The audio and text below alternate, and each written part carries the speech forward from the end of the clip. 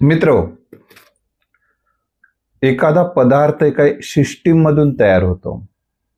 एखादी वस्तू एका सिस्टीम मधून तयार होते. माणूस जो निर्माण झालेला आहे तो एका सिस्टीमने निर्माण केलेला आहे. तसंच यश सुद्धा एका सिस्टीमचा भाग आहे. एका सिस्टीमने ते तयार होत असते. आम्ही ती सिस्टीम समजून घेणं गरजेचं आहे. यशाची एक सिस्टीम आहे, यशाची एक प्रक्रिया आहे. आणि एकदा ती प्रक्रिया समजून घेणं, यशाची सिस्टीम आपण समजून घेणं हे अतिशय गरजेची गोष्ट आहे. यशाचं एक शास्त्र आहे. आम्ही ती समजून घेण्यासाठी थोडा वेळ देण्याची आवश्यकता आहे. यशाचे काही घटक असतात, ते सुटे सुटे नसतात, तर ते एकमेकाशी कनेक्ट असतात. ही कनेक्टिव्हिटी आपल्याला तयार करावी लागते आणि त्याचा परिणाम म्हणून आपल्याला यश मिळते. त्यामुळे अतिशय महत्वाचा हा विषय वेळातला वेळ काढून सगळ्यांनी समजून घेण्याची गरज आहे. तर मित्र, गरज ही शोधाची जन्य आहे. माणसाला वेगवेगळ्या गरजा निर्माण होतात जगत असताना, आणि ती गरज पूर्ण करण्यासाठी माणूस प्रयत्नशील असतो. एखाद्या गरजेची परिपूर्ती करण्यासाठी तो प्रयत्नशील असतो, आणि गरज पूर्ण होणे म्हणजेच यश मिळणे.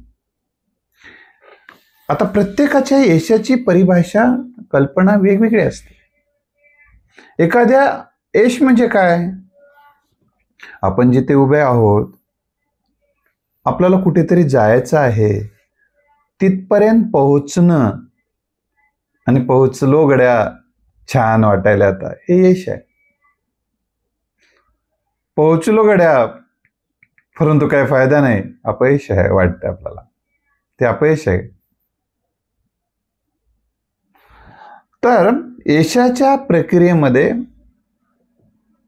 काही घटक आपण मनापासून समजून घ्या. मी हे सगळी सिस्टीम आपल्याला समजून देणार आहे. या भागात काही, पुढच्या भागात काही. तर पहिल्यांदा तुमची गरज काय? तुम्हाला काय प्राप्त करायचं आहे? एकाच वेळी अनेक गोष्टी माणसाला प्राप्त करायच्या असतात.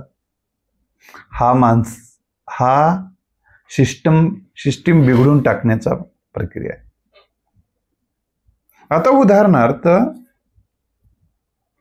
ज्यूस काढायचं एक यंत्र आहे तुमच्या घरामध्ये. त्याच्यामध्ये संत्रीचा ज्यूस, मोसंबीचा ज्यूस, लिंबाचा ज्यूस, असे पदार्थ, फळांचा तो ज्यूस काढते ते यंत्र. तसंच त्याच्या जसा ऊसाचा ज्यूस पाहिजे असेल तर ऊसाचे तुकडे तुकडे करून टाकावे लागतील. लिंबूचा ज्यूस पाहिजे असेल तर लिंबू टाकावं लागेल. संत्री पाहिजे, संत्री टाकावं लागेल. मोसंबी पाहिजे तर मोसंबी टाकावं लागेल. ॲपल, सफरचंद म्हणतात त्याला मराठीमध्ये, ते टाकलं तर त्याचा ज्यूस निघेल. पण आपल्याला एकाच ज्यूस पाहिजे आणि वेगवेगळे जर मिक्स पाहिजे असेल तर मिक्स करा. तर वेगवेगळे एकदाच टाकलो तर ते एक ज्यूस मिळेल का? नाही. ही आपल्याला सुद्धा अशी जशी ज्यूस किती वेगवेगळे टाकत बसलं, जसा गोंधळ उडतो तिथं, तसा आपल्या डोक्यात गोंधळ सुरू आहे. हा गोंधळ एकदा दूर करणं यशासाठी फार आवश्यक गोष्ट आहे. आपल्या डोक्यामध्ये वेगवेगळं जे पाहिजे आपल्याला, वॉन्ट आणि नीड वेगवेगळे पाहिजे. एकाच वेळी हैदराबादला जायचं आहे, त्याच वेळी एकाच ट्रेननं आपण मुंबईला तिकीट काढलेलं आहे, त्या टाइमला जाऊन त्या ट्रेनमध्ये बसलं, मुंबईला जातो. नाही, त्याच वेळी मला हैदराबादला पण जायचं आहे, त्याच वेळी मला नागपूरला जायचं आहे, त्याच वेळेला मला बिदरला जायचं आहे. मला कर्नाटक राज्यात जायचं आहे, मला मध्य प्रदेशात जायचं आहे, गुजरातमध्ये जायचं आहे, पंजाबमध्ये त्याच वेळेला. त्याला एकदा गेल्यानंतर तिथं आल्यानंतर परत जाणार आहे नाही, मला एकदाच जायचे सगळीकडे. हा जो गोंधळ आहे, मला सगळं पाहिजे, सगळं पाहिजे, सगळं पाहिजे, हे पाहिजे, ऐश करायचं आहे, ऐश करायचं आहे, अभ्यासही करायचा आहे, इकडे जायचं आहे. दिवसातले 24 घंट्यामध्ये 24 कामं करायचे आणि एका कामासाठी रोज 10 तास देणं गरजेचं आहे. आणि तुम्ही 24 कामामध्ये स्वतःला गुंतवून घेतले. हे एका कामाला 10 तास लागतात, त्याचा कोण आणून देणार आहे तुम्हाला? त्या कामाला तुम्ही 1च तास देत असाल तर त्याच्यासाठी काही गोष्टी लागतात. ही सिस्टीमचा भाग आहे. 1 किलो वजन मोजायचं असेल तर 1 किलो साखर लागेलच ना. नाही, अर्ध्या किलोलाच 1 किलो म्हणा असं नाही जमत राजा. तर एक विचार काय असतात, एक तुमच्या डोक्यात एक विचार यशाचा, जसं तुम्हाला एक पीक पाहिजे, धान्य पाहिजे ना, तर एक पेरावं लागतं, तसे विचार पेरावं लागतात. आधी मला ही गोष्ट पाहिजे, पेरावं लागेल तुम्हाला. मग तशा पद्धतीनं न्यूरॉन्स तुमच्या पेटतात मध्ये, तशी गती निर्माण होते, आवेग निर्माण होतो. मग ते प्राप्त करून देण्याचा विचार पेरा तुम्ही मनामध्ये. यस, मी हे मनापासून मी अभ्यास करत आहे. मनापासून अभ्यास केला की यश मिळते माणसाला, हा एक विचार आहे. मनापासून अभ्यास केला की यश मिळते, हा माणसाचा एक विचार आहे. हा विचार अनुभवातून येतो, वाचनातून येतो. अनुभवातून म्हणजे आपण अगोदर अनुभव घेतलेला असतो, त्यातून आता पहिलं जे मिळवू शकलो या बाबीनं, तर ह्या पद्धतीने आताही मिळू शकतो, दुसरे पण मिळवतात, म्हणजे यश मिळते. मनापासून अभ्यास केलं की यश मिळते, हा सकारात्मक विचार आहे. हा सकारात्मक विचार तुम्ही वारंवार मनाला सांगा.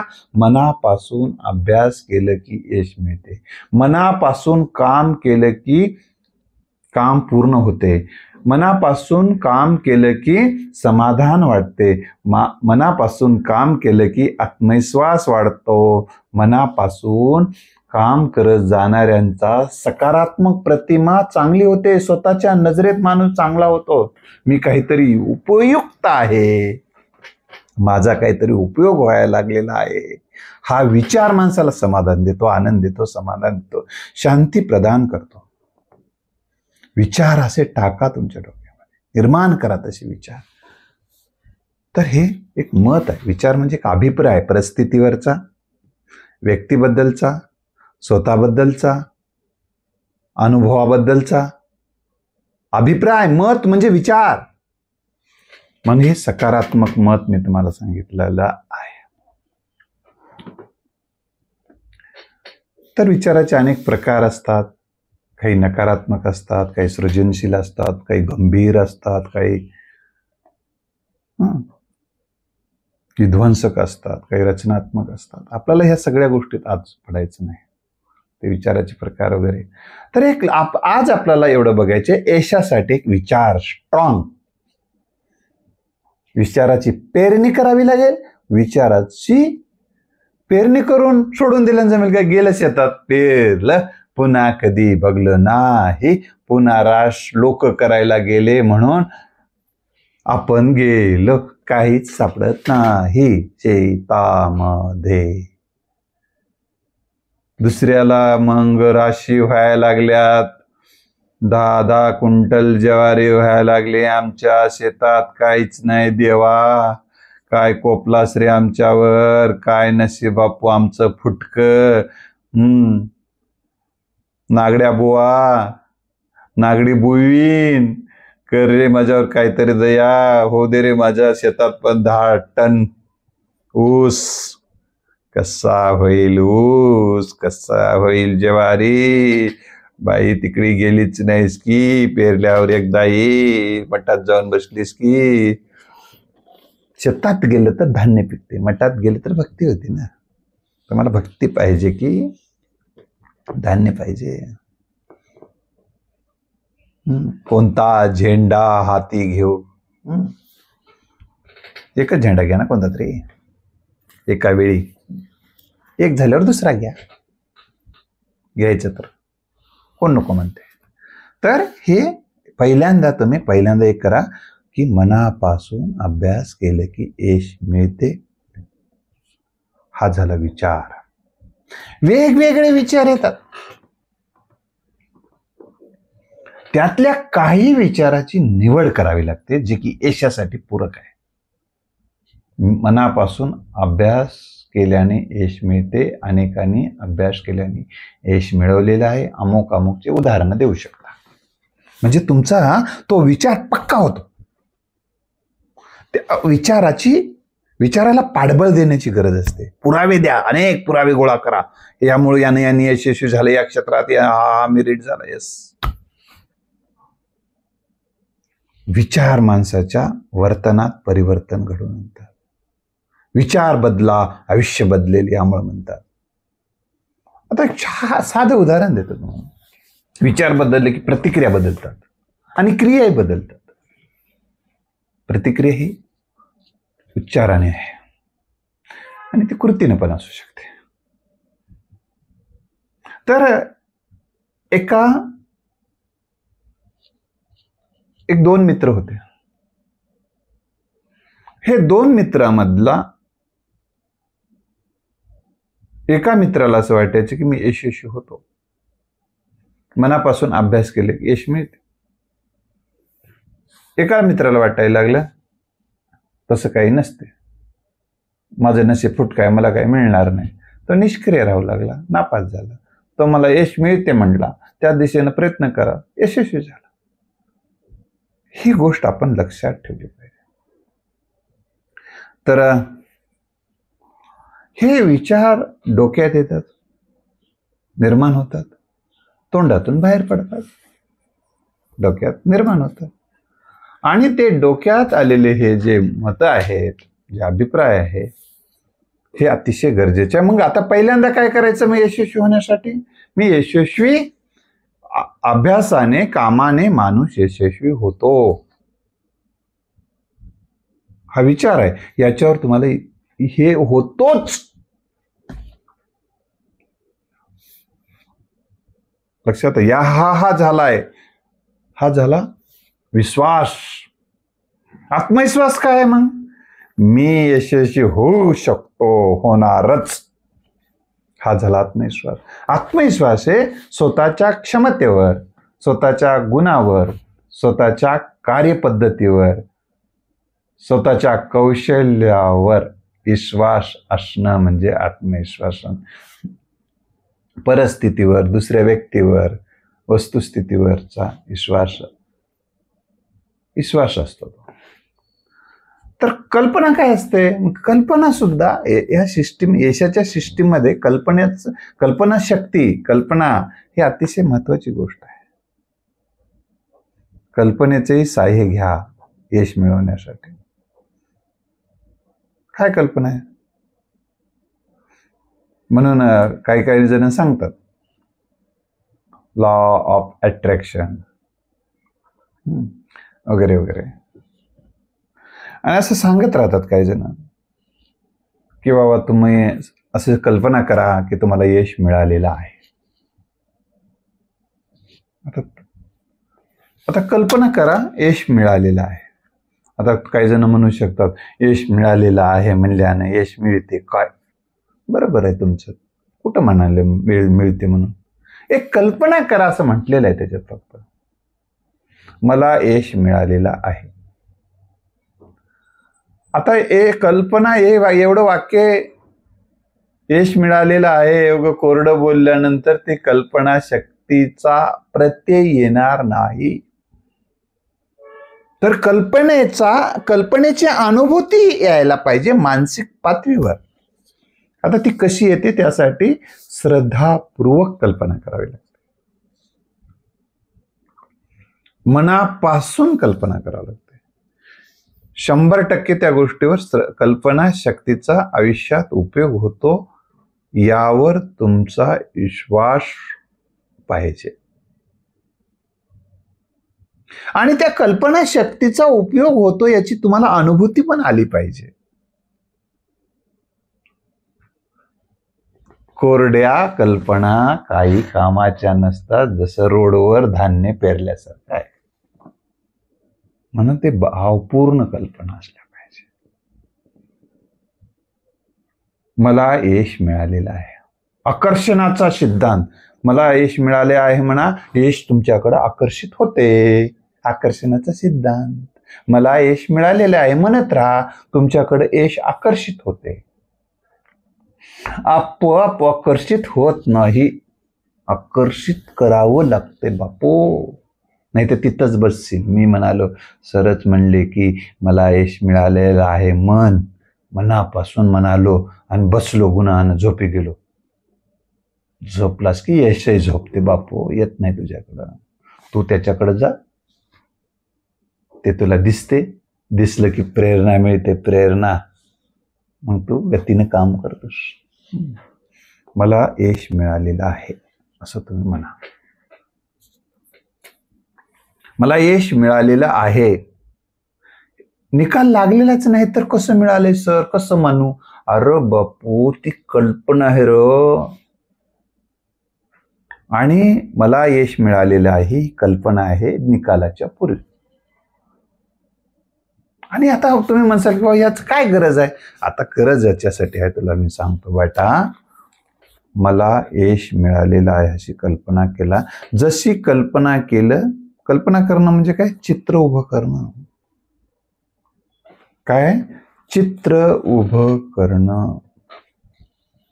आता उदाहरणार्थ एक शेती पडीक आहे अनेक वर्षापासून, काही कारणास्तव असू दे, तिथं पेरलं नाही, वकरलं नाही, नांगरलं नाही, काहीच केलं नाही, तसं पडीक आहे.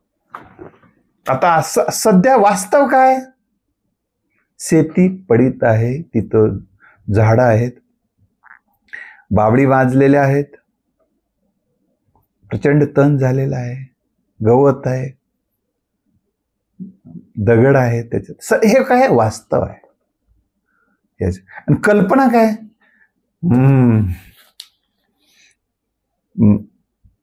झाड तोडणं चालू आहे. कल्पना करा आता. मी तो 2 मिनिटं तुम्हाला डोळे बंद करा आणि कल्पना करा, तुमच्या शेतामध्ये आता त्या पडीक असणाऱ्या तुम्ही गेलेला आहात. तुमच्यासोबत अनेक मजूर आहेत, सहकारी मित्र आहेत, भाऊ आहेत, वेगवेगळे जण आहेत. तुम्ही सगळेजण कल्पना करा, तुम्ही सगळेजण त्या शेतातली सगळी झाडं तोडून टाकलेली आहे. त्यानंतर तोडल्यानंतर असा आनंद उत्सव छान दिसालेला आहे आता शेत. त्यानंतर त्यातले दगड वेचत आहात, काढून टाकत आहात. त्यानंतर ट्रॅक्टर, शेत नांगरणारे ट्रॅक्टर, 50 ट्रॅक्टर आलेले आहेत. खाड खाड खाड खाड खाड खाड नांगरत आहेत. नांगरलं की कसं मस्त आतून काही दगड निघत आहेत, मग काही मुळा निघून पडत आहेत. मग दगड वेचायला 100 माणसं पाठी मागायच आहेत, ते वेचायलेत, फेकून द्यायलेत. असा उत्सव सुरू आहे. मस्त आनंद वाटायलाय. जमीन काळी झर दिसत आहे. मस्त मस्त तुम्ही खुश व्हायला लागलात, आनंदित व्हायला लागला. आता सगळं काळीभोर जमीन झालेली आहे. आणि मग तुम्ही घराकडे परतलेला आहात एक विचार घेऊन की आता मस्त झालं शेती. आणि त्यानंतर रात्री ढग आलेले आहेत, पाऊस भरपूर पडलेला आहे. सकाळी जाऊन बघतायत शेतामध्ये, तर शेत असं ओलं होऊन बसलेलं आहे. तुम्ही मग छानपैकी बियाणं आणून ठेवलेलंच आहे. पेरणी करत आहात, पेरणी करायला लागलेल्या आहेत, अनेक औत लावलेले आहेत. पेरणी झाली, पेरणी झाल्यानंतर असं उगवत आहे, पीक तुमचं उगवत आहे. उगवल्यानंतर ते मोठं मोठं होत आहे, मोठं झालेलं आहे, कंस आलेले आहेत, कंस कापणी सुरू आहे. कापणी झाल्यानंतर त्याला खुडणं चालू आहे, ते कंस तेवढे काढून घे, कडबा एकीकडे चाललेला आहे. मळणी यंत्र आलेलं आहे, मळणीतून धान्य गळत आहे. मळणी यंत्रातून धान्य पोते भरून गाड्याच्या गाड्या घरी येत आहेत. ही झाली कल्पना. आता या कल्पनेचा उपयोग काय झाला? ही तालीम आहे, मनपटलावर केलेली तालीम आहे. या तालिमीचा उपयोग काय? तर या कल्पनेने गोडी निर्माण होते. यस, असं होणार आहे आपल्या आयुष्यामध्ये, असं घडणार आहे आपल्या आयुष्यामध्ये. हे स्टेप, अरे हे काही राहिलं का? काही राहिलं का त्याच्यामध्ये? मग ह्या गोष्टी राहिल्या. मग पुन्हा हे माणूस त्याचं संकलन करतोय आणि एक आत्मविश्वास वाढायला ह्या कल्पना मदत करतात. लक्षात आलं? ही झाली कल्पनाशक्ती. कल्पनाशक्तीचा असा उपयोग होतो. शेताचं उदाहरण दिलेलं आहे, तुम्ही यशाचं उदाहरण देऊ शकता. हे शेतातलं यशच आहे, पीक आणणं पडीक जमिनीच्या ठिकाणी. दुसरी महत्वाची गोष्ट आहे भावना. भावना सुद्धा यशासाठी अतिशय गरजेची गोष्ट आहे. मनोभाव, कोरडच म्हणायला लागलात, भावच काही तयार नाहीत. मला यश मिळणार आहे, मला यश मिळणार आहे, मी खुश होणार आहे. अरे कोरडेपणानं काहीच करू नका, काही फायदा होत नाही. भावना, फिलिंग, ऍक्शन विथ इमोशन.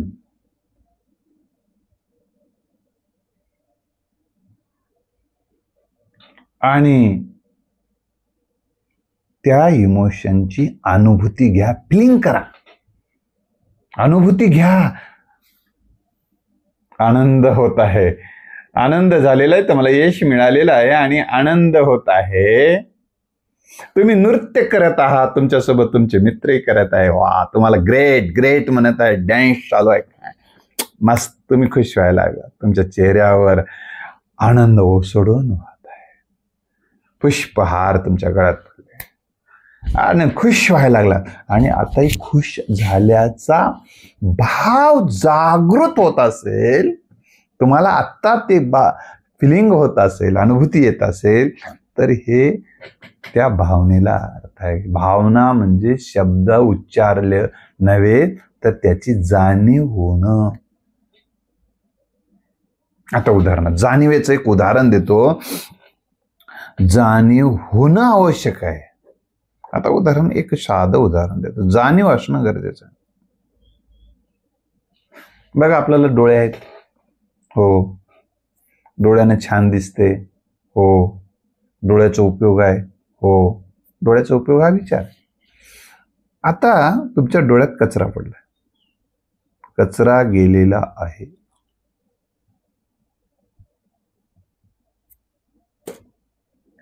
आता कचरा गेल्यानंतर तुम्हाला त्रास व्हायला लागला आहे.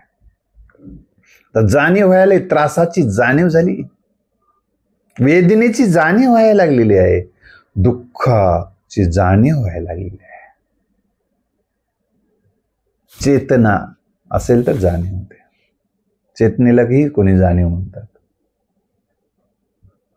आणि मग त्यानंतर तुमचा डोळ्यातला कचरा काढून टाकलाय डॉक्टरने छानपणे. आता बघा, कचरा निघून गेलाय. आता तुम्हाला छान छान वाटत आहे. हे छान वाटणं आहे ना, वाटत आहे ना, ही फिलिंग आहे. आनंद वाटत आहे ना, ही भावना आहे. आनंद ही भावना आहे, ते वाटणं ही फिलिंग आहे, अनुभूती आलेली आहे. आता मला सांगा, डोळ्यातला कचरा निघून जाण्या अगोदर तुम्ही डोळ्याचा आनंद घेत होता का? वाटत होतं का तुम्हाला? आता कसं वाटतं? छान झालं, छान झालं, मस्त निघून गेला. म्हणजे जाणीव तिथं केंद्रित. जाणीव होण्यासाठी सुद्धा लक्ष केंद्रित करावं लागतं. तसा भावना, यश मला मिळालेला आहे, ही कल्पना आहे आणि हे वास्तव पण आहे. आणि मग तेव्हा आपल्याला जे काय भाव निर्माण व्हायला लागलेत आतून, मला खुश वाटत आहे, ते भाव तयार करावे लागतात. खुश वाटत आहे, आनंद वाटत आहे, समाधान वाटत आहे, प्राऊड फील होत आहे. भाव हा मिळाल्यानंतरचे भाव आणि मिळण्याच्या अगोदर सुद्धा कल्पनेच्या मदतीने हे भाव तयार करता येतात. हे भाव, सकारात्मक भाव तयार केल्यामुळे तुमच्या मनातली जे नकारात्मक भाव आहेत, नकारात्मक विचार आहेत, नकारात्मक कल्पना आहेत, ते दूर व्हायला मदत होते. यासाठी ह्या पद्धतीचे सकारात्मक भाव तयार करावे लागतात. उजेड तयार केला की अंधार दूर होतो, तसं सकारात्मक भाव तयार केलात मनात की नकारात्मक भाव दूर होतात आणि सकारात्मक भावामुळे माणूस सक्रिय होण्याची मनोभूमिका आणि शरीराची स्थिती तयार होते आणि मग प्रत्यक्ष कृती करायला माणसाला सोपं जाते. म्हणून मानसिक अवस्था जागृत करावी, जागृत करणं, भाव जागृत करणं गरजेचं असते.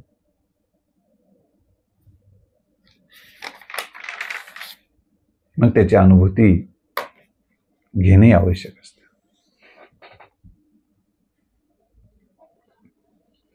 आता अनुभूती काय असते? हिंदीमध्ये त्याला किसी, म्हणजे हिंदीमध्ये त्याला एहसास म्हणतात. आता उदाहरणार्थ स्पर्श, स्वप्नामध्ये स्पर्श, स्वप्नात सुद्धा अनुभूती येते आणि प्रत्यक्षात सुद्धा अनुभूती येते. स्पर्श आहे, ऐकणं आहे, एखादा फुलाचं आहे, फुल सुगंधी फुल आहे, सुगंध, वा छान, ही अनुभूती आहे. ही कल्पनेच्या पातळीवर घेते, प्रत्यक्षात पण घेते. आता ही अनुभूती आल्यानंतर काय परिणाम होतात एक उदाहरण देतो तुम्हाला. आता माझ्या अंगामध्ये देव किंवा देवी येते.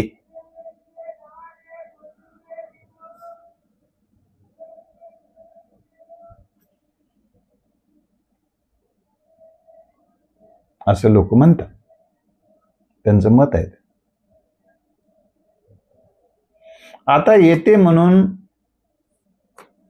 त्यांनी तशी कल्पना करावी लागते. विचार टाकला ते माझ्या अंगामध्ये देव येते. लोक माझ्या अंगात देव येते म्हटल्यानंतर लोक म्हणतात तुझ्या अंगात देव येते, माय याच्या अंगात देव येते, माय गाव सारं म्हणते, माय याच्या अंगात खंडोबाचं वार येते, माय याच्या अंगात देव येते, माय खंडोबा येते, माय त्यालाही लोक म्हणतात, त्यालाही म्हणते. म्हणल्याबरोबर नाचाय सुरू करते का? असं करायला सुरू करते का? नाही.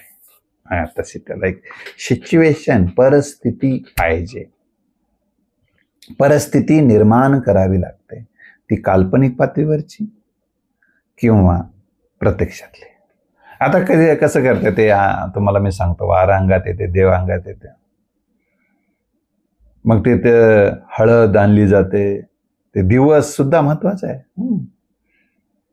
आंघोळ घालून भंडारा लावून येतो तो व्यक्ती. मग हळद, तिथं पूजा मांडली जाते, तिथं ते खंडोबाची मूर्ती असते, लोक जमलेले असतात, सगळे त्याच्या पाया पडतात, हातात चाबूक असते, त्याच्या लोक सगळे पाया पडल्यानंतर आपल्याला वाटते की आपण काहीतरी VIP आहोत, महत्वाचे आहोत, आपण देवाचे भक्त आहोत, देव आपल्या अंगात येते. परमेश्वरा ये माझ्या अंगात ये. हळद, बाजा वाजते तिकडे पाठीवर, ढंचिक ढिंचिक ढंचिक ढिंगाक ढिंचिक ढिंचिक ढिंचिक, तिकडे बाजा वाजते. तशा पद्धती बाजा वाजवला जाता. मग त्याच्या त्या ध्वनी नादामध्ये त्यामुळे सुद्धा अंगामध्ये शहारे येतात. शहारे येणं म्हणजेच एक प्रकार देव आल्याची अनुभूती होणं आहे. मूर्ती दिसते, पूजा दिसते, माझ्या अंगात देव येत आहे, येत आहे, येत आहे, येत आहे, आला आला आला. मग असा आला, पूर्ण अंगात देव शिरलेला आहे. आता मला काही पण लागत पण नाही. अरे देवाला खूप, त्याच्या हातात चाबूक नसला तर असा करतो तो, आता मार मार, अजून मार मार, किती मार मार, काहीच होत नाही, काहीच होत नाही, काहीच होत नाही, किती मार. मग त्यानंतर थोडीशी त्याला जाणीव असते, पण असा तो एकाग्र होतो. मग त्यानंतर फिरून आणल्यानंतर त्याला अंथरुणावर झोपवलं जातं, त्याच्या अंगावर चादर टाकली जाते आणि देवा देवा शांत व्हा, शांत व्हा, देवा शांत व्हा, शांत शांत शांत शांत शांत शांत. पुन्हा हळद लावली जाते, शांत शांत शांत. त्याला मग शांत शांत शांत उठून बसते. हा फिलिंगचा भाग आहे, विचाराचा भाग आहे, हा कल्पनेचा भाग आहे, हा परिस्थितीचा भाग आहे. ह्या सगळ्या गोष्टीतून त्याची निर्मिती होते असे. पण त्याच्यावर तुमची काय पाहिजे? मग श्रद्धा हा घटक या ठिकाणी खूप महत्वाचा आहे. श्रद्धा म्हणजे काय? तुम्हाला यशासाठी सुद्धा श्रद्धा पाहिजे. श्रद्धा लभते ज्ञान असं म्हटलेलं आहे.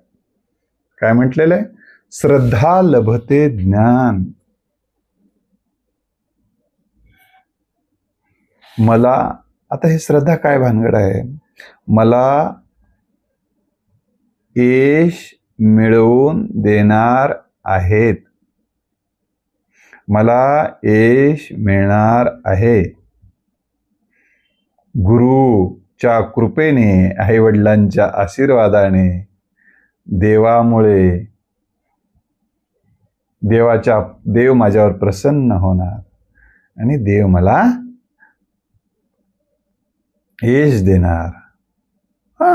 असं. आणि हे देणारच,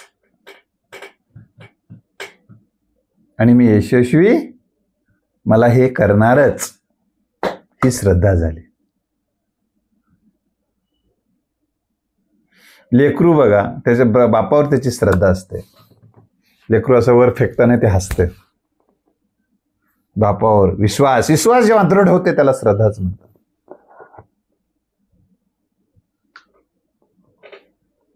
तर श्रद्धा, सबुरी शब्द वापरले जातात. यशासाठी संयम पण खूप महत्वाचा असते. हाही घटक महत्वाचा आहे. आज पेरल्यान उद्या उगवत होत नाही. पी हळदन हो गोरी असं नसते. तर त्यासाठी संयम ठेवावं लागतं. यश मिळण्यासाठी मी यश मिळवून देतो, पण त्यासाठी प्रक्रिया सुरू आहे. थांबा, थोडं तयार होत आहे, ड्रेस तुमचा तयार करणं चालू आहे, थांबास, थोडस हे ठेवास, संयम पाळा, मग दिला जातो आनंद. तुम्हालाही त्याच्यावर श्रद्धा, ही श्रद्धा जीवनामध्ये आवश्यक आहे. तशा संयमही आवश्यक आहे. श्रद्धेचं फळ मिळते, कष्टाचं फळ मिळते, त्यासाठी थोडं थांबावं लागते, याला संयम म्हणतात. आता ही प्रेरणा हा एक घटक यशासाठी आवश्यक आहे. प्रेरणा काय असते? कार्यप्रवण करणारी बाब. तुम्हाला एखादी गोष्ट कार्यप्रवण करते. आता कल्पना सुद्धा तुम्हाला प्रेरणा देते. यश मिळाल्यानंतर माझा कसा कायापालट होणार आहे, माझ्यामध्ये कसं परिवर्तन होणार आहे, माझ्या कुटुंबामध्ये कसं परिवर्तन होणार आहे, याचं चित्र पाहिल्यानंतर तुम्हाला प्रेरणा मिळते. गोडी लागते त्याची, गोडी. मग कल्पनेत एवढं सुख आहे, तर प्रत्यक्षात मग किती असेल. मग माणसाला त्या गोडीची, त्या सुखाची ओढ लागते. ओढ लागली की माणूस त्याचाच ध्यास घेते, मग त्याचाच माणूस अभ्यास करते, मग ते काम करते. गोडी, जसे मासे कशाकडे येतात, त्यात गळ टाकतात मासे पकडण्यासाठी. हा गळ टाकला तर त्याला जे लावलं जातं ना, ते आमिष गेच वगैरे काय काय लावतात. कोणी एखादा तुकडा लावते अन्नाचा, कोणी काय लावतील काही सांगता येणार नाही. कोणी गांडूळ मारूनही आणून लावते. त्याला काय लावतील हा ज्याचा त्याचा विषय. पण त्याच्या ती गोडी लागलेली असते, ती दिसली की ती माणूस तिकडे ओढते. तसं एखादी गोष्ट प्राप्त केल्यानंतर आपल्याला तृप्ती होणार आहे, फायदा होणार आहे असं जेव्हा वाटते माणसाला, त्या दिशेने माणूस धावतो. यशाची अनुभूती आली की गोडी यशाविषयी